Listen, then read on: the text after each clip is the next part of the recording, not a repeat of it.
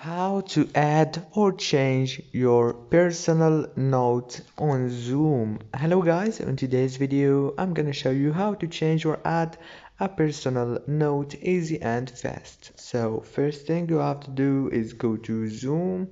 This is the home page as you can see. Now right here you have to go down below and click on more. Click on this more option right here, and then you have to go to your name here, the first option, and click on it like this, and then you will find personal note option. Click on it, and now you can write here anything, and after you finish you can choose if you want to display when someone message or text you.